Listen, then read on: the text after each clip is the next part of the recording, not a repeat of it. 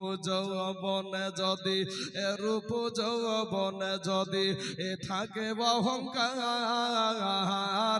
আর গরু স্থানে যাইয়া দেখো হাল তো থাকার।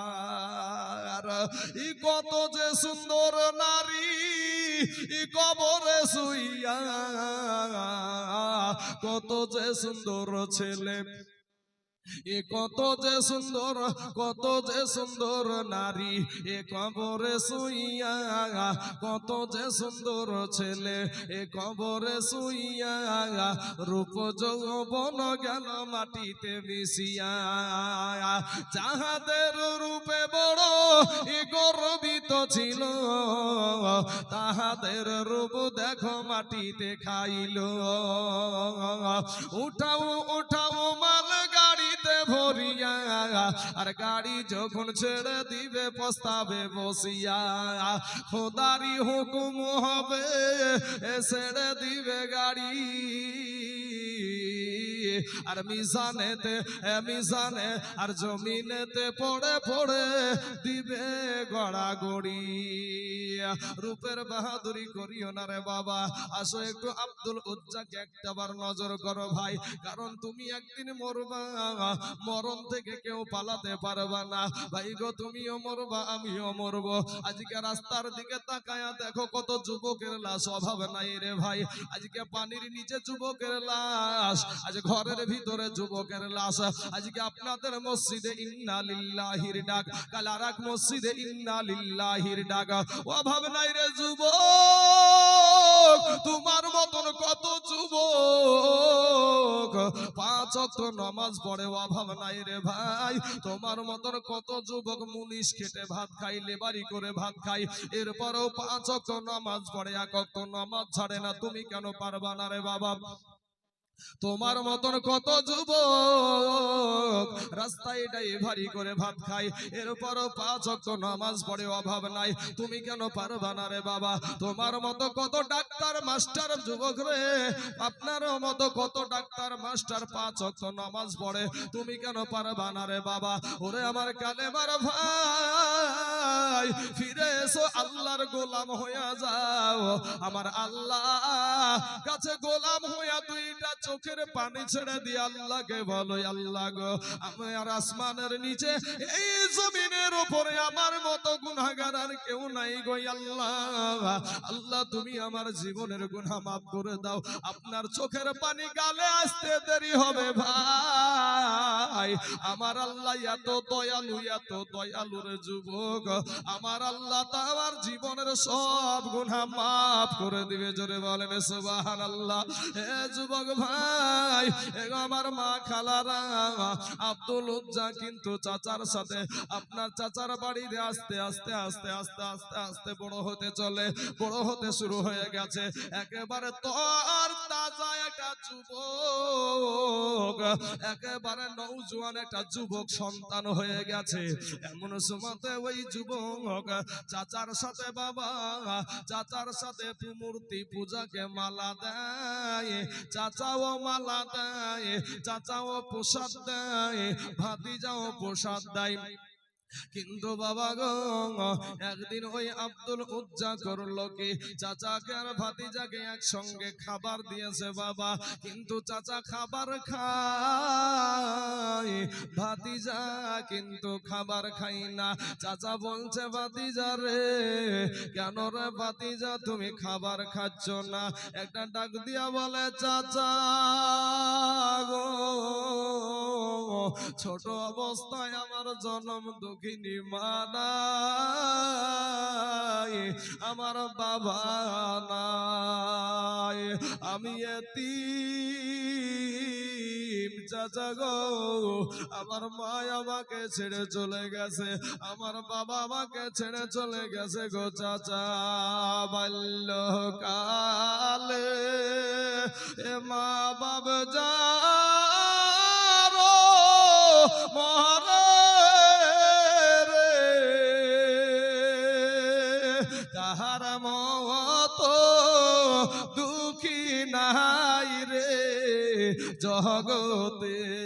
বাল্যকালে এ মা বাপ যা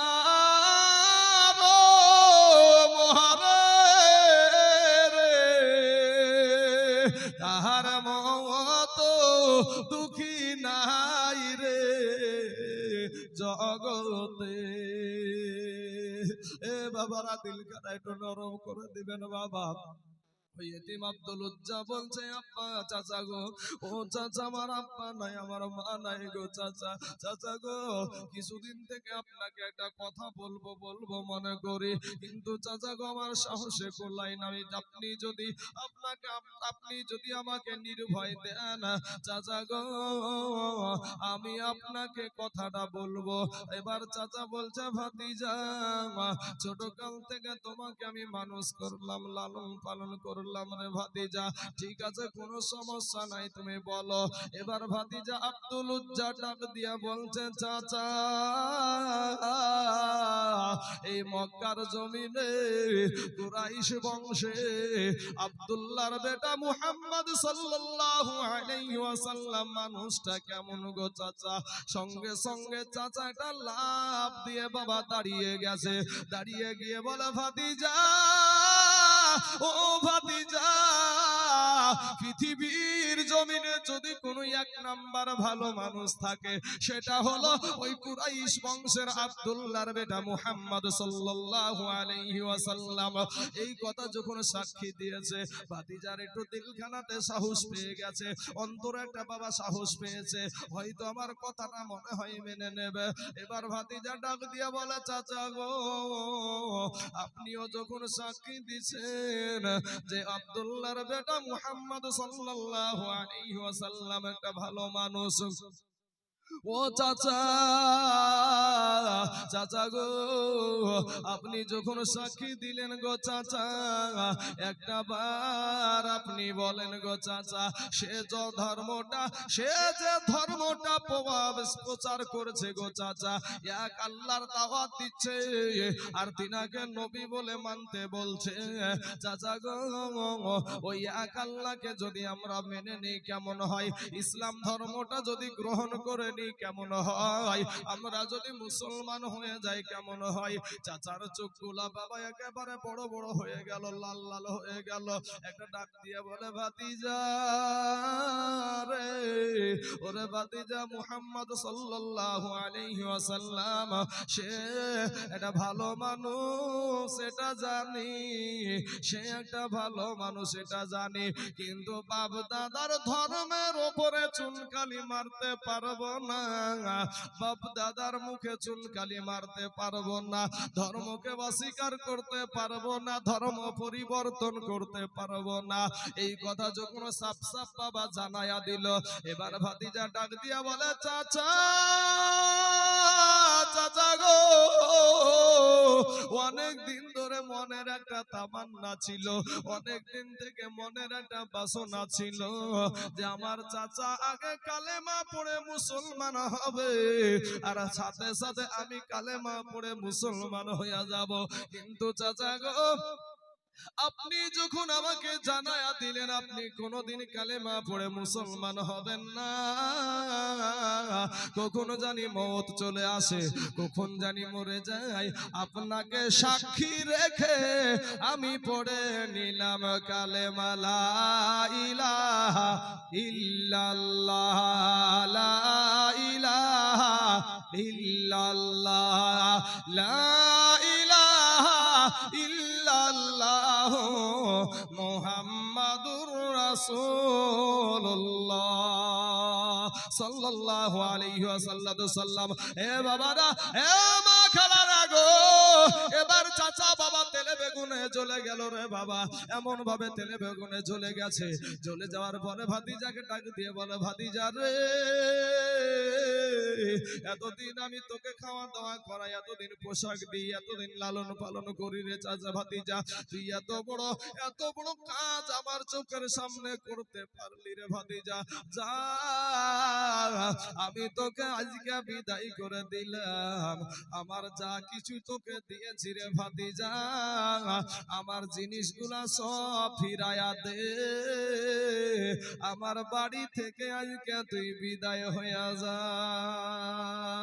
যুবক রে, ও মুসলমান যুবক ভাইরা, ও গো আমার কালেমার ভাই, ও গো আমার পর্দার আড়ালের মা খালা গো, শুনে জানা যে রাতের বেলা মা গো, এই দুনিয়াটা কিছুই না রে মুমিন।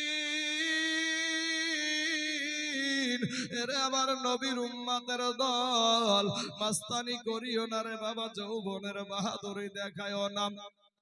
এ যুবক ভাইরা, আব্দুল উজ্জা বলে চাচা গো, দুনিয়ার জমিনে আমার মা নাই গো চাচা, দুনিয়ার জমিনে আমার আব্বা নাই চাচা গো, আমি কোথায় যাব গো চাচা, কার দ্বারে যাব? চাচা ডাক দিয়া বলছে ভাতিজা রে, আমি তুই কোথায় যাবি কি করবি আমার দেখার প্রয়োজন নাই।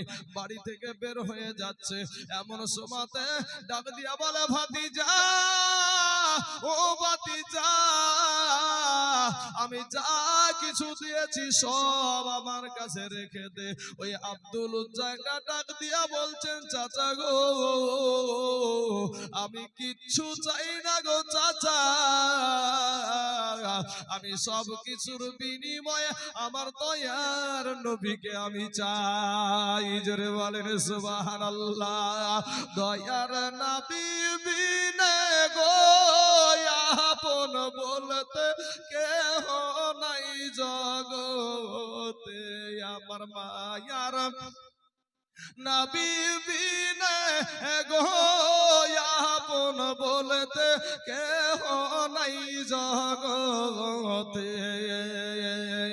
ভেবে দেখি আমি সব বিদেশি, ভেবে দেখি আমি সব বিদেশি, মিশে মায়ার ভবেতে আপন বলতে কেহ নাই জগতে, আমার দয়ার নাবি বিনে গো, আমার মায়ার নাবি বিনে গো আপন বলতে কেহ নাই জগতে। ভাইরে আমার নাবিকে যারা মাটির মানুষ গো বলে, শ্রেষ্ঠ জীবন তাহার গেছে রে বিফলে।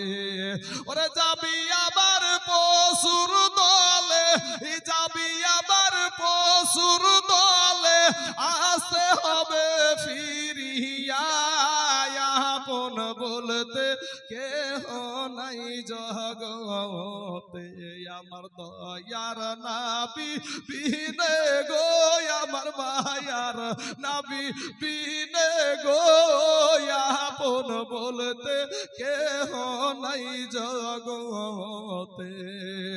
আব্দুল উজ্জাটা ডাক দিয়া বলে চাচা, চাচা গো, আমার কিচ্ছু লাগবে না গো চাচা, আমার সব কিছুর বিনিময়ে আমার দয়ার নবীকে আমি চাই।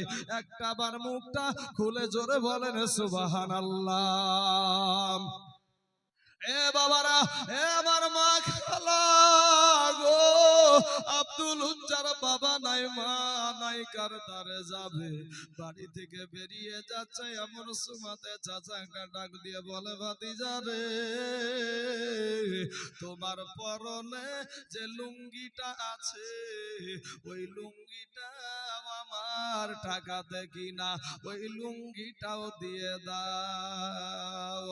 ভাতিজা দুই চোখের পানি ছেড়ে দিয়া বলে, আজকে ভাইরে তোমার বাবা মুসলমান, তোমার মা মুসলমান, তোমার দাদা মুসলমান, তোমার 14 গোষ্ঠী মুসলমান, এরপরে ভাই তুমি নামাজ পড়ো না, এরপরে তুমি রোজা করো না, এরপরে তুমি ভাইরে ইসলামের পথে চলো না, আমার নবীর আদর্শকে মানো না, কোরআনের আইনকে তুমি বৃদ্ধা আঙ্গুলি দেখাও রে বাবা। আর তারা কবরকে আলোকিত করার জন্য, হাসর মিজান পুল সিরাত পাড়ি দেওয়ার জন্য কতটা ত্যাগ স্বীকার করেছে দেখেন। একটা ডাক দিয়া বলে চাচা, চাচা গো,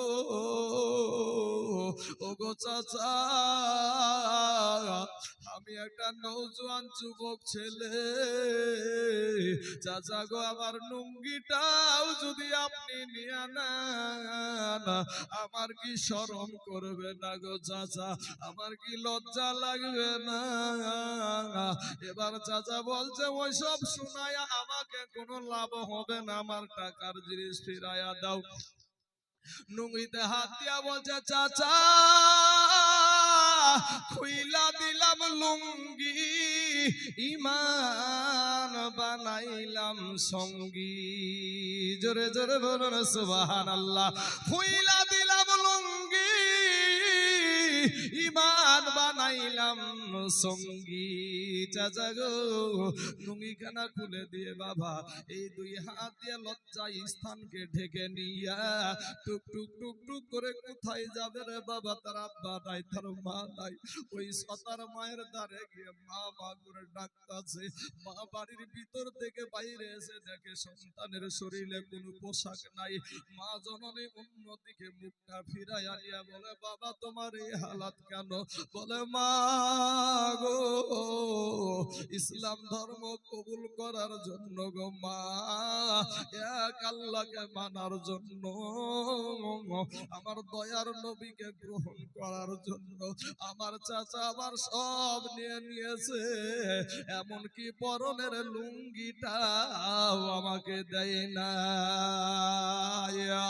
তবে আমার কাছে কি চাইতে এসেছো বলো? বলে মা গো আমি তোমার কাছে কিচ্ছু চাই না গো মা, শুধুমাত্র একটা আমাকে কাপড় দাও, ওই কাপড়খানা পরিধান করে আমি সোনার মদিনায় আমার নবীর কাছে চলে যাব। মা জননী একটা কম্বলকে দুই আধখানা করে বাবা একটা আধখানা রেখে দিল, আর একটা আপনার আব্দুল উজ্জাকে দিল। আব্দুল উজ্জা যখন ওটা মাথায় চড়ছে রে বাবা, পুরা আপনার ভাবা পুরা শরীরটা কিন্তু হাঁটু থেকে নাভি পর্যন্ত ঢাকছে না। কোন রকম বাবা ওটাকে পরে নিয়া এই জায়গাটাকে এইভাবে ধরে নিয়া আপনার টুকটুক করে পেটে কোনো খাবার নাই, পেটে কোনো দানা পানি নাই গো আব্বা জানা, নাই পানি নাই খাবার নাই কিছু রে বাবা। ওই মক্কা থেকে আপনার সুদূর একেবারে মদিনার জমিনে আপনার যেতে শুরু করেছে হাঁটতে হাঁটতে। এখন আজ বাস লরির জায়গা, আজকে কত রকমের যানবাহন আছে রে বাবা, ট্রেন আছে, বাস আছে, টোটো আছে, আপনার অটো আছে, কত রকমের যানবাহন। আজকে রাস্তায় গিয়ে দাঁড়াতে হয় না রে বাবা, সাথে সাথে গাড়ি পাওয়া যায়। ওই মরুভূমি দিয়া আব্দুল উজ্জা নবীকে পাওয়ার জন্য, আল্লাহকে পাওয়ার জন্য ওই মরুভূমির জাহাজ বলা হয়েছে বাবা উটকে। ওই উট যেই মরুভূমি দিয়ে হেঁটে যায়, মানুষ হেঁটে যেতে পারে না, কিন্তু বাবা গো ইমানের জন্য ইমান শক্ত কত দেখেন বাবা, ইমানটা কত শক্ত, কতটা শক্ত দেখেন বাবা। টুক টুক টুক টুক টুক টুক টুক টুক টুক করে আপনার ওই মরুভূমির জমিন দিয়ে আব্দুল উজ্জা মদিনার জমিনে মসজিদে নববীর কাছে গিয়া হাজির। দূর থেকে আপনার নবী আমার নবী দেখতে পেয়ে সাহাবাদেরকে বলে সাহাবারা গো, ওগো সাহাবারা মসজিদের কিনারায় কে দাঁড়িয়ে আছে গো দেখো ডাকো। নবীর কাছে যখন হাজির হলো আব্দুল উজ্জা বলে আমি যখন আমার দয়ার নবীকে দেখলাম গো, আমার মায়ার নবীকে যখন আমি দেখলাম, আমি ওই নবীকে দেখার সাথে সাথে আমার চাচা আমাকে যতটা কষ্ট দিয়েছিল, রাস্তায় যেতে যেতে যতটা কষ্ট হয়েছিল, সব কষ্ট আমার শরীর থেকে আমার ক্ষুধা পর্যন্ত নিবারণ হয়ে গিয়েছিল। জোরে বলেন সুবহানাল্লাহ। বাবাজিরা যেই নবীকে দেখলে ক্ষুধা নিবারণ হয়ে যায়, যেই নবীকে দেখলে বাবা ক্ষুধা লাগে না, পিপাসা লাগে না গো, ওই নবীর জন্য, ওই নবীর জন্য আপনি কি করছেন বাবা? আমার নবী জীবনে 63 বছর আপনার জন্য চোখের পানি ফেললো উহুদের ময়দানে। আমার নবী দন্দান মোবারক শহীদ করে দিল। তায়েফের ময়দানে পাথর খেয়ে আমার নবী রক্তাক্ত হইয়া বেহুশ হইয়া জমিনের বুকে পড়ে গেল রে বাবা। একদিন নয়, 2 দিন নয়, 3 দিন আপনার নবী জঙ্গলায় পড়ে পড়ে রব্বি হাবলি উম্মতি বলে কান্দে রে বাবা। আমার নবী, আপনার নবী একদিন নয়, 2 দিন নয়, 7 দিন পর্যন্ত পেটে পাথর বেঁধে রাখলো। আল্লাহকে বলে, আল্লাহ গো, আমি দুনিয়ার শান্তি চাই না, আমার উম্মতের মুক্তি দিবেন নি। জোরে জোরে বলুন সুবহানাল্লাহ। এ বাবারা, আব্দুল উজ্জাকে একটা ডাক দিয়া বলে, ওরে আব্দুল্লাহ, ওরে বাবা, বাবা তোমার বাড়ি কোথায়? তুমি কি কারণে এই অবস্থায় এখানে? কি ব্যাপার একটা ভেঙে বলো। আব্দুল উজ্জা একটা ডাক দিয়া বলেন, ইয়া রাসূলুল্লাহ, ইয়া হাবিবাল্লাহ, নবী গো, ওগো নবীজি, আমাকে ঈমান আনার কারণে, মুসলমান হওয়ার কারণে, কালেমা পড়ে কালেমা পড়ার কারণে, আপনাকে নবী বলে স্বীকার করার কারণে, এক আল্লাহকে মানার কারণে আমার চাচা আমার পরনের লুঙ্গিটা আমাকে দেয় না। আমার নবী বলছেন, আরে আব্দুল উজ্জাকে একটা ডাক দিয়ে বলছেন, আব্দুল উজ্জা রে, আজকে থেকে তোমার নাম আব্দুল উজ্জা না, আজকে থেকে তোমার নাম হলো আব্দুল্লাহ। জোরে জোরে বলুন সুবহানাল্লাহ। এ বাবারা, আমার ভাই জানেন, আমার পর্দার আড়ালের মা খালা গো, শুনে জানা যে রাতের বেলা মা গো, এই দুনিয়াটা কিছুই না রে মুমিন। এরে আমার নবীর উম্মতের দল, এরে আমার আল্লাহর গোলামের দল, ফিরে এসো রে ভাই, ফিরে এসো, তওবা করো, আল্লাহর কাছে ক্ষমা চাও, আমার আল্লাহ তোমার জীবনের সব গুনাহ মাফ করে দেবে। বাবারা, সাহাবাদেরকে ডাক দিয়া বলবেন, তোমাদের কার কাছে আছে গো একটা লুঙ্গি?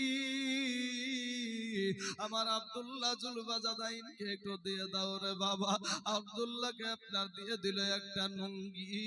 এ বাবাজি, এই আব্দুল্লাহ জুলবাজাদাইন করলো কি বাবা, ইনি আপনার করেন কি, অতি তাড়াতাড়ি অতি জোরে জোরে আওয়াজ করে বাবা কোরআন তেলাওয়াত করে। এমন সময় সাহাবারা নবীকে বাবা আপনার অবজেকশন জানায়া দিলেন, ইয়া রাসূলুল্লাহ, ইয়া হাবিবাল্লাহ, নবী গো, ওই আব্দুল্লাহ এত জোরে কোরআন তেলাওয়াত করে, আমাদের ঘুমের খুব অসুবিধা হয়। আমার নবী বলেন, সাহাবারা গো, আমার আব্দুল্লাহকে তোমরা বাধা দিও না, সে বড় কষ্ট করে ঈমান এনেছে গো, সে তার ইজ্জত দেখায়ার পরেও সেই ঈমান নিয়ে এসেছে, তার পরনের লুঙ্গিটাও আনতে পারে না। এর ভিতরেই বাবা যুদ্ধের দামামা বেজে গেল। আব্দুল্লাহ জুলবাজাদাইন বলেন, ইয়া রাসূলুল্লাহ, ইয়া হাবিবাল্লাহ, নবী গো, আপনি একটা বার দোয়া করেন গো নবী, আপনি একটা বার আমার জন্য দোয়া করেন, আমি যেন এই যুদ্ধে গিয়া আমি শহীদ হয়ে যেতে পারি। আমার নবী সাথে সাথে হাত উঠায়া বাবা আল্লাহকে বলে, আল্লাহ গো, আমার এই সাহাবী আব্দুল্লাহ জুলবাজাদাইনের রক্তকে কাফেরদের জন্য আমি হারাম করে দিলাম। জোরে বলেন সুবহানাল্লাহ। বাপ, আমার ভাই আব্দুল্লাহ জুলবাজাদাইন বলছে, ইয়া রাসূলুল্লাহ, ইয়া হাবিবাল্লাহ, নবী গো, আমি চাইলাম শহীদ হতে, আর আল্লাহ, আর আপনি আল্লাহর কাছে দোয়া করলেন যে আমার রক্ত যেন ওই কাফেরদের জন্য হারাম করে দিলেন। আমার নবী বললেন, আব্দুল্লাহ, তুমি যদি জ্বর হয়ে তোমার শরীরে জ্বর হয়েও যদি তুমি মারা যাও, তাহলে আমার আল্লাহ তোমাকে শহীদি মউত দান করবে। জোরে বলেন সুবহানাল্লাহ। বাবাজি আমার ভাইজানেরা, আমার পর্দার আড়ালের মা খালারা গো, একবার বাবা সবাই মুহাব্বতের সহিত দুরূদ শরীফ পড়েন। আল্লাহুম্মা সাল্লি